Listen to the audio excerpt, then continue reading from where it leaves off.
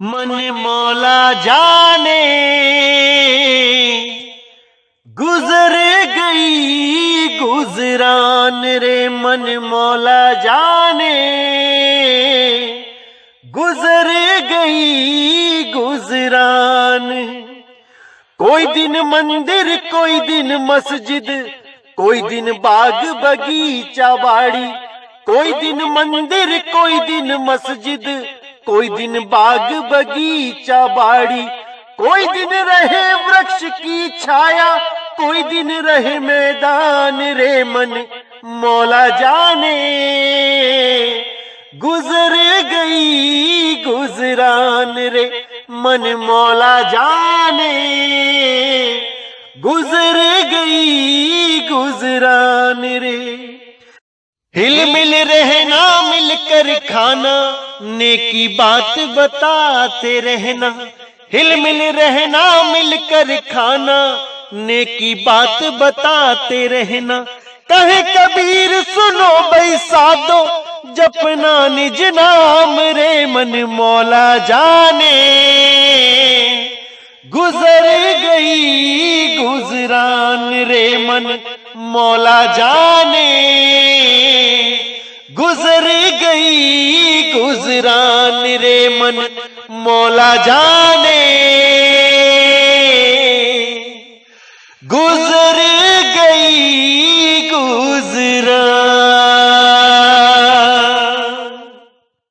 नमस्कार मेरे प्यारे भाइयों, मेरे परम पिता परमात्मा के प्यारे जीव हंसो, मैं बंदी छोड़ से यही अरदास करता हूं कि आप सब मेरे भाइयों का विवेक पहले से ज्यादा और ज्यादा और ज्यादा से ज्यादा बढ़ता ही जाए, और ऐसी कोई दुविधा ना रहे जो मेरे भाइयों को 1% भी भ्रमित कर पाए।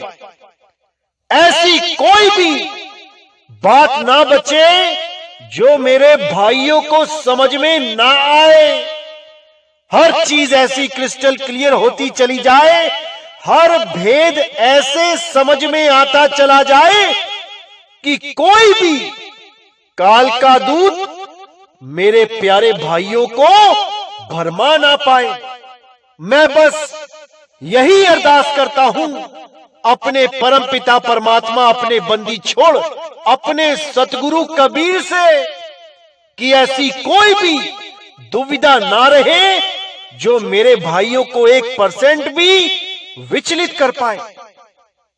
तो मेरे भाइयों, बहुत खुशी होती है जब आप ये बोलते हैं कि हर चीज समझ में आ रही है, हर भेद खुलते जा रहे हैं, ऐसी कोई चीज बची ही नहीं है जो समझ में नहीं आ रही। बहुत खुशी होती है, आप सोच भी नहीं सकते कि कितनी खुशी होती है। ऐसे लगता है कि मेरा सत्संग करना सफल हो गया है, क्योंकि मैं कभी नहीं चाहता कि मेरा एक भी भाई परमात्मा के नाम से, परमात्मा से अछूता रह जाए। हर भाई के जीवन में परमात्मा का अवतरण हो, मैं बस यही चाहता हूं। हर मेरा भाई उस अवस्था को प्राप्त करे जिसको परम बोला गया है, मैं बस यही चाहता हूं। इसके अलावा मेरी कोई भी इच्छा नहीं है। बस मैं यही चाहता हूं कि आप सब मेरे भाई तरक्की करते ही चले जाएं, अपना विवेक बढ़ाते चले जाएं और इन अधूरे गुरुओं के चक्करों से निकल जाएं, देही गुरु के जाल से निकल जाएं और उस विदेही गुरु की शरण में जाएं जो सबका गुरु है, जो सबका मालिक एक है। वो एक है भाई, वहां पर 2, 10, 5 की बात हो ही नहीं सकती। लेकिन सब अपने अपने देही गुरु को पकड़ के बैठे हैं। विदेही गुरु को तो कोई जानता ही नहीं है। उसी विदेही गुरु का प्रचार करने के लिए परमपिता परमात्मा ने नितिन दास को चुना है और नितिन दास पूरी लगन से, पूरी ईमानदारी से एक एक भेद को खोलता जाएगा और मेरे भाइयों को इतना समर्थ कर देगा कि वो खुद से समझ पाएंगे कि सत्य क्या है और असत्य क्या है। क्योंकि मेरे भाइयों, जब तक आपने सत्य और असत्य का निबेड़ा स्वयं से नहीं किया, तब तक कोई ना कोई ये गुरुआ आपको भ्रमित करता ही रहेगा। इन गुरुआ लोगों के लिए ही कबीर साहब ने बोला है, अरे गुरुआ तो घर घर फिरे, कौड़ी केर 50, अपने रूप की खबर नहीं, शिष्य करण की आस। ये गुरुआ लोग ना तो अपने रूप को जानते हैं कि मेरा क्या रूप है, तो ये शिष्यों को उनका रूप कैसे लखाएंगे। ये गुरुआ लोग ना तो ये जानते हैं कि वो देही नहीं है, वो विदेही है, तो अपने शिष्यों को ये विदेही स्वरूप क्या लखाएंगे। अरे ये शिष्य को भी आदमी औरत मानते हैं और अपने आप को भी आदमी औरत मानते हैं, तभी अपनी फोटो को उन शिष्यों के मंदिरों में स्थापित करवा देते हैं और घी के दिए जलवाते हैं, अगरबत्तियां लगवाते हैं, क्योंकि वो उस शरीर को ही अपना स्वरूप मान बैठे हैं। जबकि कबीर साहब ने बिल्कुल साफ कर दिया है हर सत्संग में, अरे देही को सतगुरु कहे, ते नर कहिए अंध, रहे दुखी संसार में, आगे जम के फंद। जो देही गुरु को परमात्मा बना के बैठे हैं, उन लोगों को समझ जाना चाहिए इससे पहले कि समय हाथ से निकल जाए, इससे पहले कि मृत्यु सामने आ जाए, उस शब्द गुरु को पहचान लेना चाहिए।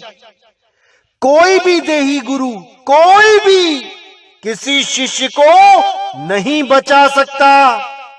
बचाने वाला केवल शब्द गुरु है मेरे भाई, शब्द गुरु, जो आपका कभी साथ नहीं छोड़ता। आप कहीं भी चले जाओ, विश्व के किसी भी कोने में चल जाओ, वो आपको अकेला नहीं छोड़ेगा। वो हमेशा आपके अंग संग है। आप बस उसे अनुभव करना सीखो कि कैसे अनुभव किया जाता है। जब तक आपने उस परमात्मा का अनुभव नहीं किया, तब तक आपकी ये जन्म मरण की यात्रा कभी समाप्त नहीं हो सकती। इसीलिए साहिब ने बोला है कि पहले भेदी गुरु को जानो कि भेदी गुरु क्या होता है।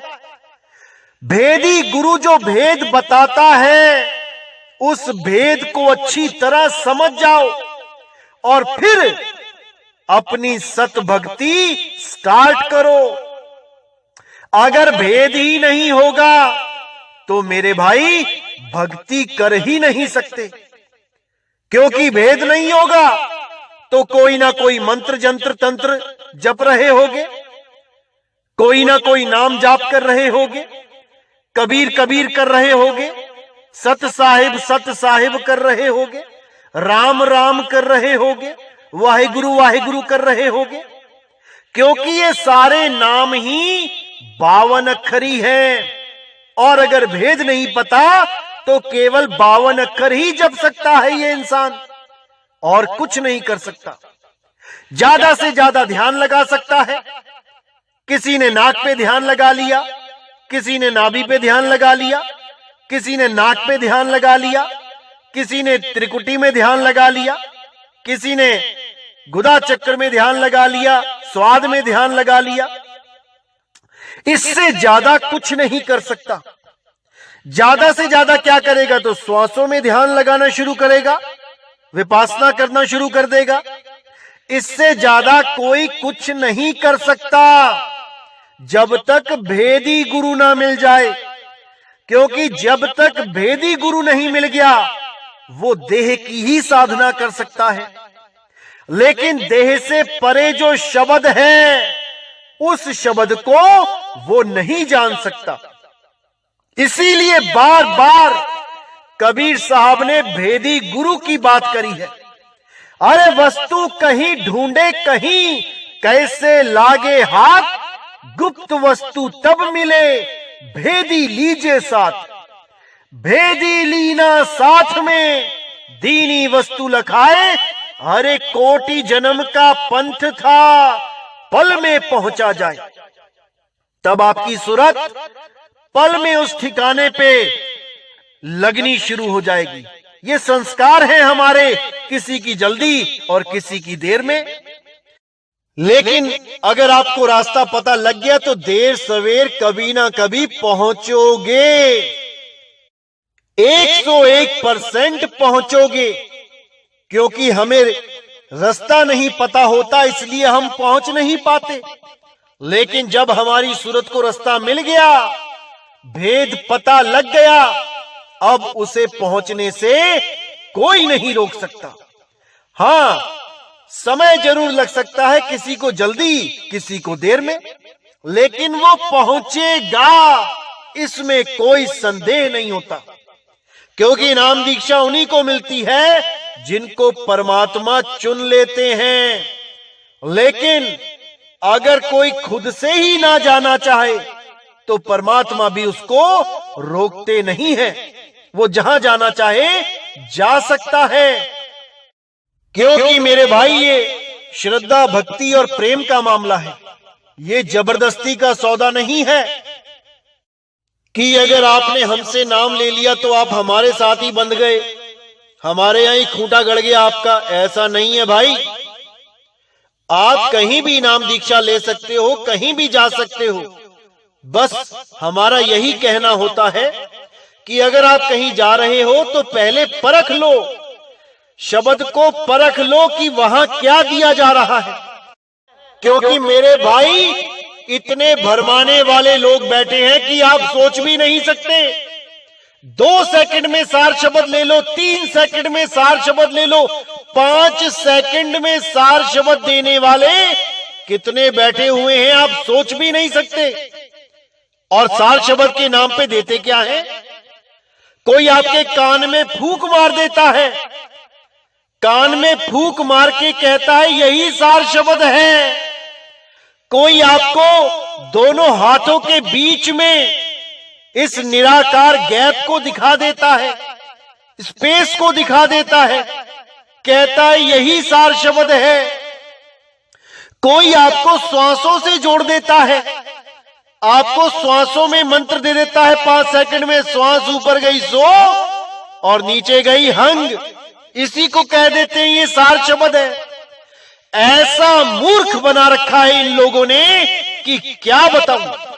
लेकिन मेरे भाइयों, आपने कहीं पर भी जाना है, अच्छी तरह सोच विचार के जाना है कि कहीं कनफुक्का गुरु तो नहीं मिल जाएगा मुझे, ये परख के जाना है। पहले ही गुरु से पूछ लो कि गुरुजी क्या आप कान में फूंक मारोगे, उसी को सार शब्द बोलते हो। परख लेना मेरे भाइयों, परख लेना, क्योंकि ये गुरुआ लोग बहुत शातिर हैं, इनका कुछ नहीं जाएगा, आपका जन्म खराब होगा। इसीलिए मैं कहता हूं मेरे भाइयों, हर चीज को परखो। जब परखना शुरू कर दोगे तो समझ में आने लग जाएगा कि सत्य क्या है, असत्य क्या है। इसीलिए साहिब ने बोला, जब लग मिले नहीं शब्द वो साचा, तब लग गुरु करो 10 पांचा। इन कनफुक्के गुरु के चक्कर में नहीं पड़ना है जो कान में सार शब्द देते हैं। अरे कनफुक्का गुरु हद का, बेहद का गुरु और जब बेहद का गुरु मिले लहे ठिकाना ठौर। असली ठिकाना तब मिलता है जब बेहद का यानी उस अनंत का, उस सार शब्द का सच्चा भेदी गुरु मिल जाता है। तब परमपिता परमात्मा दूर नहीं रह जाते, फिर वो बहुत पास हो जाते हैं।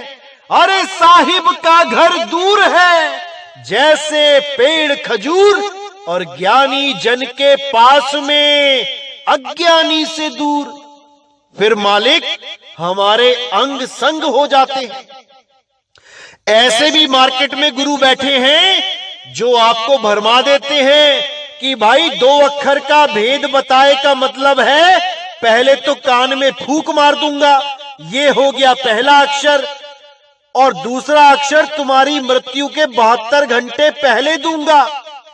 ऐसे निकम्मे लोग गुरु बन के बैठ गए हैं कि क्या बताऊं। अब इन गुरुआ लोगों से आप ये पूछ लो कि तुम मेरी डेट ऑफ बर्थ बताओ, तुम ये बताओ कि मैं पैदा कब हुआ। अरे तुम तो त्रिकालदर्शी हो गए हो, तुम्हें तो पता चल चुका है कि मेरी मृत्यु के 72 घंटे पहले मुझे नाम कैसे बुलाना है, कहां देना है, सब पता है तुम्हें। तो मेरी डेट ऑफ बर्थ बताओ और बताओ कि मैं कितनी उम्र का हूं। करो इन लोगों को फोन और पूछो इन लोगों से, देखो कैसे पतली गली पकड़ के निकल लेंगे, तुम्हारे फोन काट देंगे, तुम्हें अपशब्द बोलने लग जाएंगे, लेकिन तुम्हारे सवाल का जवाब नहीं दे पाएंगे। ऐसे गुरुओं से बच के रहना है मेरे भाइयों, बच के रहना है। यही गुरु लोग 5-5 हजार में नाम दीक्षा देते हैं, तुम्हें अपना अकाउंट नंबर भेजेंगे, उसमें पैसे डलवाएंगे और तुम बेचारे परमात्मा को पाने के लिए ललायत, परमात्मा को पाने के लिए एक असहाय जीव की तरह इनके झांसे में आ जाओगे। इसीलिए कहीं भी जुड़ने से पहले अच्छी तरह परख कर लो कि शब्द है भी या नहीं, कि 3 सेकंड में हमारे कान में फूंक मार के हमारे 5000 भी ले गया और सार शब्द के नाम पे हमारे कान में फूंक मार के चला गया। ऐसे ऐसे लोग बैठे हैं मेरे भाइयों, बच के रहना है। इनको अच्छी तरह समझ लो, कैसे कहां पे लूटते हैं, कैसे परमात्मा के नाम पे ठगी करते हैं। अच्छी तरह समझ जाओ मेरे भाइयों। एक और YouTube पे आजकल 21,000 रुपए में सत्संग बेच रहे हैं। अपने सत्संग डाउनलोड करके 200 रुपए के मेमोरी कार्ड में डाल के आप तक पहुंचाने का 21 हजार रुपया लूट रहे हैं। ऐसे ऐसे धुरंधर बैठे हैं मेरे भाइयों परमात्मा के नाम पे लूटने के लिए। और देते क्या है, मोबाइल पे सीटी की आवाज सुना देते हैं और कहते हैं यही सार शब्द है, मैंने तुम्हें भेद बता दिया है। अरे ये मोबाइल की सीटी तो वो सुन पाएगा जिसके कान हैं, जो सुन नहीं सकता वो तुम्हारे मोबाइल की सीटी क्या सुनेगा। और कैसे पहचान करेगा सार शब्द की, ऐसा मूर्ख बना रखा है इन लोगों ने। अरे भाई सार शब्द की पहचान केवल सूरत करती है, और सूरत को सैन चाहिए, इशारा चाहिए। सैन मिलते ही सूरत अपने ठिकाने के लिए निकल पड़ती है, और सतगुरु मिल जाता है तो उसे वो अचल अवस्था प्राप्त होती है, जिसके लिए बोला गया है सतगुरु के लक्षण कहूं, अचल विहंगम चाल, हम अमरापुर ले गया ज्ञान शब्द सरघाल। वो अचल अवस्था प्राप्त होती है जब सूरत को भेदी गुरु मिल जाता है, क्योंकि सूरत ही शिष्य है और शब्द ही गुरु है।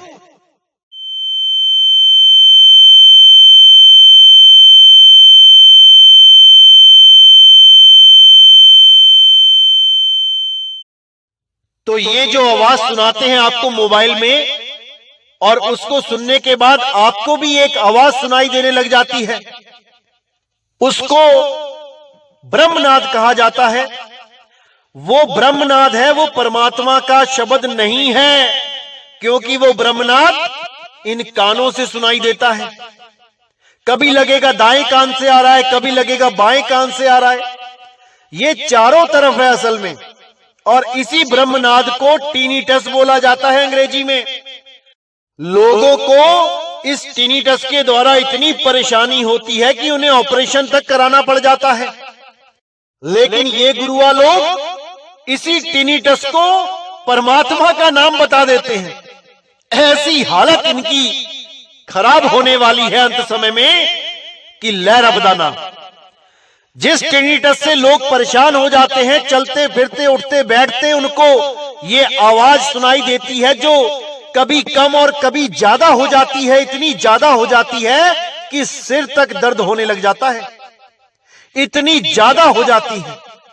इससे परेशान होके लोग डॉक्टरों के पास ऑपरेशन तक कराने के लिए तैयार हो जाते हैं, और ये लोग उसको सार शब्द बना के मोबाइलों में सुना रहे हैं। हैरानी होती है ऐसे लोगों को देख के, क्योंकि इन्होंने अपना तो कोई गुरु धारण किया नहीं होता है। लोगों के सत्संग सुन सुन के यूट्यूब चैनल बना के बैठ गए हैं। अब जैसा मन में आता है, जो मन कैच कर पाता है, उसी को सत्य मान के पेश कर देते हैं। अब नीर चीर का निबेड़ा करे तो करे कौन, जब गुरु ही कोई नहीं है। अब इन लोगों से पूछो कि तुम्हारा गुरु कौन है, तो कहते हैं मेरा गुरु तो 2 साल पहले मुझे प्रकट हो गया, अपने आप ही, यानी परमात्मा खुद ही आ गया। अब इनसे कोई पूछने वाला हो कि भाई 5, 6, 7, 10 साल से तो तुम साईं बाबा की फोटो लगा लगा के मंत्र दे रहे हो, धन लक्ष्मी मंत्र दे रहे हो, और 2 साल पहले तुम्हें 2018 में तुम्हें सतगुरु प्रकट हो गया। असल में मेरे भाइयों, ये लोग हमारे सत्संग सुन सुन के जागे हैं। इनको समझ में आ गया कि हम जो कर रहे हैं वो गलत था। लेकिन अब नितिन दास को गुरु कौन बनाए, अब इस पंथ में नाम कौन लेवे, क्योंकि गुरु तो ये पहले से ही बने बैठे थे, लोगों को ऑनलाइन मंत्र देते फिरते थे। अब कैसे कहें कि हम चेले हैं, क्योंकि अहंकार सामने आ गया। अब ये लोग क्या करते हैं, ये लोग ज्ञान की चोरी करते हैं। जो हमसे सुना, जो हमसे समझा, उसी को अपने शब्दों में पेश कर दिया, ताकि कोई ये भी ना कहे कि तुम कुछ जानते ही नहीं हो, क्योंकि हमारी कॉपी करेंगे, हमारी नकल करेंगे। अब जो नया जीव होगा जिसने हमारे सत्संग नहीं सुने हैं, वो आकर्षित हो जाएगा कि भाई महात्मा जी ने तो बहुत अच्छी बात बताई। अब इनको ये नहीं पता कि महात्मा जी सुन कहां से रहे हैं, इनको ये नहीं पता लग पाता इन जीवों को, और ये उन्हीं को सतगुरु मान के बैठ जाते हैं। ये सोचते हैं कि हमारे गुरुजी को परमात्मा खुद ही प्रकट हो गया। मेरे भाई, ऐसा नहीं होता। ये जितने भी आजकल यूट्यूब पे बैठे हुए हैं, जो नी अक्षर नाम, सार शब्द, निज नाम की बातें कर रहे हैं, ये 2018 से पहले कहां थे। हमारे सारे सत्संग सुन के अब ये उस ज्ञान को अपना बना के बैठ गए हैं। लेकिन सार शब्द का भेद है नहीं, तो कोई मोबाइल में सीटियां सुना रहा है, कोई कान में फूंक मार रहा है, कोई हाथों के बीच में निराकार को दिखा रहा है। क्योंकि अब भेद लाएं तो लाएं कहां से। इतना तो पता लग गया कि जो ये काम कर रहे थे वो गलत था, तो उसके तो खिलाफ खुद ही बोलने लगे। आज तक जो मंत्र देते थे, जिसे देके कहते थे कि तुम्हारी मुक्ति हो जाएगी, अब उन्हीं मंत्रों के खिलाफ खुद बोलने लगे। देखो कितनी विडंबना है। जिन पुराने चेलों को इन्होंने मंत्र देके पैसे लूटे, अब उनसे क्या बोलेंगे ये कि तुम उस मंत्र को छोड़ दो। अरे ये तो मुंह भी नहीं दिखाएंगे उन लोगों को, क्योंकि इनको पता है कि वहां अगर सार शब्द की महिमा गाएंगे, मंत्रों के खिलाफ बोलेंगे तो पकड़े जाएंगे। क्योंकि पहले तो मंत्र दे दिए, अब मंत्रों के खिलाफ बोल रहे हैं। चेले पूछेंगे, गुरुजी आज तक आपको यही नहीं पता था कि मंत्र जपने हैं कि नहीं, आप गुरु कैसे बन के बैठ गए। उनका तो फोन भी नहीं उठाएंगे और लगे रहेंगे दिन रात अब नए चेले तलाशने में, क्योंकि नए चेलों से पैसा मिलेगा और आकर्षित करने का सामान तो इनके पास पहुंच ही चुका है। नी अक्षर बोलो, निज नाम बोलो, सार नाम बोलो, सार शब्द बोलो। अब सार शब्द करते नहीं थकेंगे, क्योंकि पता है कि अब नितिन दास ने मंत्रों की मार्केट डाउन कर दी है। क्योंकि नितिन दास के सत्संग सुन सुन के जीव जाग चुके हैं, 52 अक्षर को समझ चुके हैं, मंत्र तंत्र जंत्र को समझ चुके हैं। अब हम मंत्रों के नाम पे किसी को नहीं लूट पाएंगे, इसलिए अब मंत्रों को गलत बता के अब सार शब्द की महिमा गा रहे हैं। ऐसे ऐसे धुरंधर बैठ गए हैं यूट्यूब पे कि क्या बताऊं। लेकिन मेरे भाइयों, आपने पूरी परख करनी है। इन लोगों को फोन करके पूछना है कि आपका गुरु कौन है, आपको ज्ञान कहां से हो गया। 2018 से पहले आप इतने मंत्र देते थे, अब वो मंत्र छूट कैसे गए? किसने आपको बताया? कहां से आपको समझ में आया कि मंत्रों की साधना नहीं करनी है? आज तक तो आप लोगों को मंत्र दे दे के गुरु बनते फिरते थे, आज विदेही गुरु कैसे बन के बैठ गए? मेरे भाइयों, परख आपने ही करनी है, ऐसे ही नहीं लग जाना किसी के पीछे। क्योंकि परमात्मा अगर कोई कार्य करता है तो बहुत सोच समझ के करता है। आखिर उन्होंने नितिन दास को क्यों चुना है? सत्य का प्रचार करने के लिए। आज इसका भी भेद खोल दिया जाएगा। क्योंकि बहुत से लोगों ने ये YouTube चैनलों पे फैला दिया है कि मदन साहिब को रंभदूत मिला था और मदन साहिब काल के दूत हैं। और प्रूफ क्या देते हैं? उनका नाम दिखाते हैं वाणियों में कि देखो मदन के बारे में क्या बोला है वाणियों में। मदन को मार दो, मदन को फूंक दो, मदन को छोड़ दो। ऐसे करके साबित करते हैं कि मदन साहिब के बारे में वाणियों में जिक्र है कि इसको त्याग दो, इस पंथ को छोड़ दो। इन मूर्खों को कौन समझाए कि मदन का अर्थ होता है काम, काम वासना। उस काम वासना के लिए बोला जा रहा है कि काम को जला दो, काम को त्यागो, काम को छोड़ो, ना कि मदन साहिब को बोला जा रहा है। लेकिन जो भोले जीव होते हैं वो बेचारे सोचते हैं कि हाँ भाई, ये तो कबीर वाणी में मदन को छोड़ने के लिए बोला गया है। ऐसे ये काल के दूत इन भोले जीवों को भरमा देते हैं। इनको नाम का अर्थ ही नहीं पता है कि मदन का क्या अर्थ होता है, और ये उन वाणियों को मदन साहिब पे फिट करके जीवों को भरमा देते हैं। और भोले जीव बेचारे क्या करें, भ्रमित हो जाते हैं।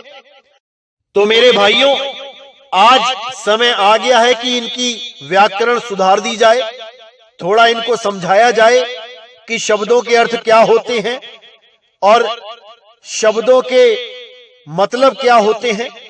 आज इनको समझाया जाएगा, आप भी समझें। मदन का अर्थ होता है काम वासना, कबीर का अर्थ होता है बड़ा या महान, सबसे बड़ा, विशाल। और कबीर नाम का जो भाव होता है वो क्या होता है? कक्का केवल नाम है, बब्बा ब्रह्म शरीर, रारा सब में रम रहा, वाको नाम कबीर। कबीर का मतलब है आत्मदेव, जो घट घट में विराजमान है, हर घट में कबीर रम रहा है, उसी को बोला गया है कबीर। वही कबीर सब घटों में प्रकट होकर सत्य का ज्ञान देता है। बिना कबीर के कोई सत्य ज्ञान दे ही नहीं सकता। जब सत्य का बोध हो जाता है तभी सत्य ज्ञान निकलता है। असत्य का बोध होने पर सत्य ज्ञान निकल ही नहीं सकता। इसी प्रकार नितिन का क्या अर्थ है आज आपको समझा देते हैं, क्योंकि कल को नितिन नाम से भी बहुत सी वाणियां आने वाली हैं। इनका कोई भरोसा नहीं, पता नहीं क्या समझा दें आपको। तो जब आप नितिन शब्द का अर्थ देखेंगे शब्दकोश में, तब आप समझ पाएंगे कि परमात्मा ने नितिन दास को ही क्यों चुना है सत्य का प्रचार करने के लिए। तो आइए देखते हैं आखिर क्या अर्थ है नितिन नाम का। क्योंकि नितिन दास के सत्संग सुन सुन के जीव जाग चुके हैं, 52 अक्षर को समझ चुके हैं, मंत्र तंत्र जंत्र को समझ चुके हैं।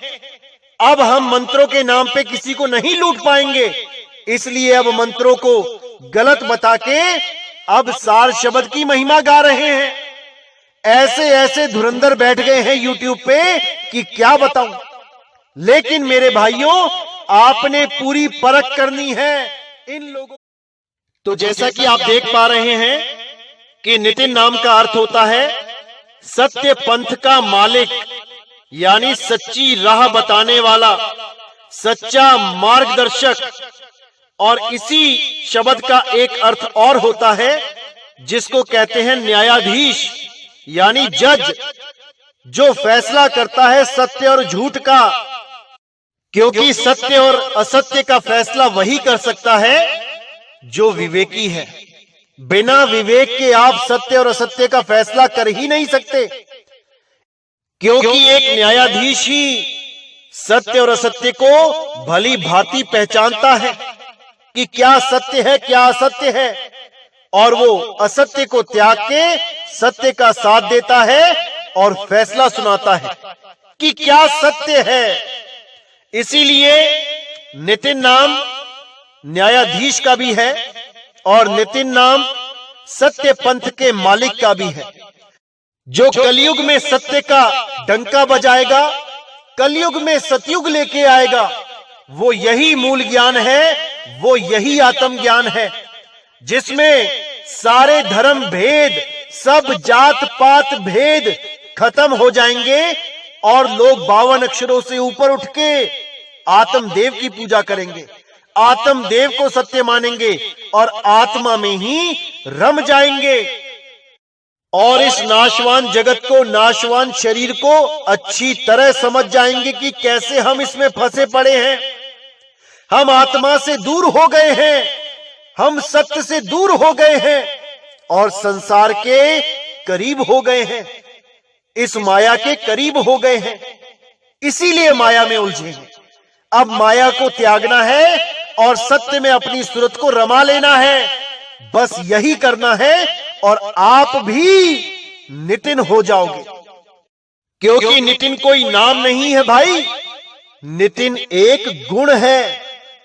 नितिन, नी यानी नहीं, तीन यानी 3 गुणों में, जो 3 गुणों में नहीं है वही नितिन है। 3 गुणों से ऊपर उठ जाओ, अरे तुम ही नितिन हो जाओगे, तुम ही नितिन हो जाओगे। जैसे तत्व के आगे नी लगाने पे बन जाता है नी तत्व, यानी जो तत्वों में नहीं है। जैसे शब्द के आगे नी लगाने पे बन जाता है नी शब्द, जो शब्दों में नहीं है। ऐसे ही अक्षर के आगे नी लगाने पे बन जाता है नी अक्षर, जो अक्षरों में नहीं है। ऐसे ही 3 के आगे नी लगाने पे बन जाता है नितिन, जो 3 गुणों में नहीं है। बस आपने भी नितिन हो जाना है और सत्य का प्रचार करना है।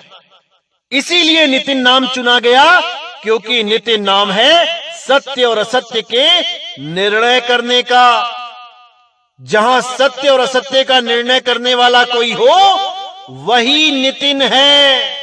जहां सत्य की बात कोई करने वाला हो वही नितिन है, क्योंकि सत्य का मार्ग बताने वाले को ही नितिन कहते हैं। तो मेरे भाइयों, आपने भी अब नितिन हो जाना है और पूरे संसार को सत्य का मार्ग बताना है। पूरे विश्व में सत्य की जागृति करनी है। अपने सब रिश्तेदारों को, अपने सब चाहने वालों को, अपने सब मित्रों को सत्य और असत्य के बारे में विस्तार से समझाना है, प्रेम से समझाना है। कभी भी ऐसा नहीं करना है कि उनको नीचा दिखाने लग जाओ कि तुम्हारा गुरु तो झूठा है, तुम्हारा गुरु अधूरा है। अरे नहीं भाई, बड़े प्रेम से बात करनी है। उसको सत्य के बारे में एक एक चीज विस्तार से बतानी है और सबसे पहले उनके सामने वो प्रश्न रखने हैं जिसके बारे में आप जानते हो, लेकिन आपको पूरा भरोसा है कि वो नहीं जानता। जब आप ऐसे सवाल किसी खोजी के आगे रखोगे तो वो खोजना शुरू करेगा और उसको इन सवालों के जवाब मिलेंगे नहीं, क्योंकि उन सवालों के जवाब कोई भेदी गुरु ही दे सकता है या उस भेदी गुरु का कोई शिष्य दे सकता है। ये सबके बस की बात नहीं है। तो वो धीरे धीरे बात को समझता हुआ, खोजता हुआ स्वयं आपके पास आ जाएगा और आपसे ही उस प्रश्न का उत्तर मांगेगा। तब आपके पास पूरा मौका होगा उसको सत्य भेद बताने का। लेकिन याद रहे, उसको नीचा नहीं दिखाना है। हम सब परमात्मा के बच्चे हैं, हम सब बराबर हैं, कोई बड़ा छोटा नहीं है। उसको प्रेम से समझाना है, उसको ये आभास नहीं होने देना है कि तुम ज्ञानी हो और वो अज्ञानी है। इतने प्रेम से समझाना है उसे, तब वो सत्य को जानेगा और मालिक के बताए रास्ते पे चलेगा और उसकी मुक्ति होगी। उसका श्रेय आपको भी मिलेगा, परमात्मा आप पर भी दयाल होगा, क्योंकि आपने उसके बच्चे को सही मार्ग समझा के उसे सही रास्ते पे लगा दिया। बहुत बड़ी बात है। जैसे आपके 4 बच्चे खो जाएं और आप इश्तिहार लगा दो कि जो मेरे बच्चे को लेके आएगा उसको मैं 1 लाख रुपए दूंगा, तो अगर कोई आपके बच्चे को वापस ले आता है तो वो इनाम का पात्र हो जाता है। आपकी खुशियां उस पे भी बरसेंगी। बच्चा तो मिला, लेकिन आप उसको भी माला माल कर दोगे जो आपके बच्चे को आप तक पहुंचा रहा है। इसी प्रकार परमात्मा उस जीव से सदा प्रसन्न रहते हैं जो उनके बच्चों को सही मार्ग बताता है, मुक्ति का रास्ता बताता है। इसलिए मेरे भाइयों, अब समय आ गया है जब पूरे विश्व में आत्मज्ञान का प्रचार होगा, आत्मज्ञान का डंका बजेगा और आप सब मेरे भाई नितिन हो जाएंगे। मुझे बस उसी समय का इंतजार है जब गली गली में नितिन हो जाएंगे। फिर देखो क्या होता है। तब पूरे विश्व में भारत ही विश्व गुरु बन के उभरेगा। कोई रोक नहीं सकता, कोई नहीं, क्योंकि इस पूरे विश्व में कोई भी 52 के जंजाल को नहीं खत्म कर सकता। केवल और केवल कबीर साहब का मूल ज्ञान ही 52 को परास्त कर सकता है, 52 के जंजाल को खत्म कर सकता है। और 52 के जंजाल को खत्म करके आप स्वयं कबीर हो जाएंगे और किसी का नाम नहीं जपेंगे, 52 अक्षरों को त्याग देंगे। अरे कबीर कबीर क्या करे, तू खोज आपन शरीर, 10 इंद्री बस में कर, तू आपे आप कबीर। तो मेरे भाइयों, हमें ही कबीर हो जाना है, लेकिन कबीर होने से पहले हमें नितिन होना पड़ेगा, यानी सत्य असत्य का निर्णय करने वाला बनना पड़ेगा, क्योंकि हमने ही असत्य को धारण कर रखा है और सत्य से दूर हुए बैठे हैं। जब हम खुद नितिन हो जाएंगे तो हम स्वयं ही असत्य को दूर करके सत्य धारण कर लेंगे। यही नितिन की परिभाषा है, यही नितिन का अर्थ है। तो हमने पहले नितिन होना है, उसके बाद जाकर हम कबीर हो पाएंगे। तो मेरे भाइयों, अच्छी तरह समझना है मूल ज्ञान को, और मुझे पूरा विश्वास है कि आने वाले समय में घर घर में नितिन होगा, घर घर में सत्य का बोध होगा, घर घर में सतनाम का बोध होगा। मुझे पूरा विश्वास है जब मेरे देश का हर विवेकी पुरुष 52 अक्षरों से ऊपर उठ के सोचेगा, 52 अक्षरों के माया जाल को तोड़ देगा, तब समझ जाऊंगा कि अब हम विश्व गुरु बन चुके हैं। भारत विश्व गुरु बनेगा, बिल्कुल बनेगा, लेकिन तब बनेगा जब वो आत्मज्ञान को धारण कर लेगा, इन 52 अक्षरों के झगड़ों को खत्म कर देगा, इन 52 के जंजालों को तोड़ देगा। तब सारे संसार को एक सत्य से जोड़ देगा। तब मेरा भारत विश्व गुरु स्वयं हो जाएगा। यही सब संतों ने बोला है कि एक दिन भारत विश्व गुरु बनेगा। और कैसे बनेगा? अपने आध्यात्मिक ज्ञान से बनेगा। और कोई रास्ता नहीं है विश्व गुरु बनने का। तो मेरे विवेकी भाइयों, मैं आह्वान करता हूं कि आप सब मेरे भाई इन 52 अक्षरों को समझ के, इन 52 अक्षरों के जंजाल को अच्छी तरह जान के इनसे खुद को भी बचाओ और अपने रिश्तेदार, सगे संबंधियों, मित्रों को भी बचाओ। इन 52 के जाल से ऊपर उठो और दूसरों को भी इन 52 से ऊपर उठा ले जाओ। तभी आप परमात्मा के एक सच्चे सेवक बनेंगे। तभी आप मालिक के इस प्रचार को पूरे विश्व में फैलाएंगे और परमात्मा की अपार खुशियां प्राप्त करेंगे। इसी के साथ मैं बस यही विनती करता हूं आपसे कि जो भी ज्ञान आप समझ रहे हैं दूसरों को भी समझाएं, क्योंकि ये मनुष्य चोला बिला है केवल ज्ञान समझने और समझाने के लिए, मुक्त होने और दूसरों को मुक्ति का रास्ता बताने के लिए। अगर एक बार भी लक्ष्य 84 में चले गए तो मेरे भाई, ना तो हम मुक्त हो पाएंगे, ना अपने सगे संबंधियों को मुक्त करवा पाएंगे। इसलिए पूरा जोर लगा दो, खुद भी सत्य से जुड़ो और अपने सगे संबंधी रिश्तेदारों को भी सत्य से जोड़ो, क्योंकि यही मौका है मेरे भाइयों।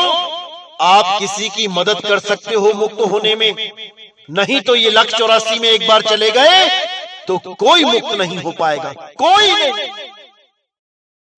तो मेरे भाइयों, इसी के साथ मैं आज का सत्संग समाप्त करता हूं और बहुत जल्दी अगला सत्संग आएगा। तब तक आप विवेक जगाते रहें और संतों की कही बातों पे अपना जीवन चलाते रहें, तभी आप मुक्ति के दरवाजे तक पहुंचेंगे। अन्यथा कोई ना कोई काल का दूत आपको ठग लेगा। इसलिए पूरे विवेकी बने रहें, पूरी जागृति में रहें। अरे मैं कहता हूं जागत रहियो, तू जाता है सोई रे, तेरा मेरा मनवा कैसे एक होई रे। तो मेरे भाइयों, अच्छी तरह समझना है हर बात को और परमात्मा पे पूरा भरोसा करके भक्ति करनी है। ये देखा देखी वाली बात नहीं है, यहां पे सिर धड़ की बाजी लगानी है। परमात्मा हमेशा आपके अंग संग है, हमेशा उसको महसूस करना है अपने साथ, क्योंकि वो आपका साथ कभी नहीं छोड़ता, कभी नहीं। तो इसी के साथ मैं वाणी पे विराम देता हूं। बोलिए सतगुरु वैराग साहिब की सदा ही जय हो। बोलिए सतगुरु मदनपति साहिब की सदा ही जय हो। बोलिए सतगुरु बाबा नानक जी की सदा ही जय हो। रविदास जी की सदा ही जय हो। सभी संतों की जय हो। बोलिए सतगुरु बंदी छोड़ सतगुरु सत्य कबीर साहिब की सदा ही जय हो, सदा ही जय हो। मेरे मालिक की साहिब बंदगी सतना।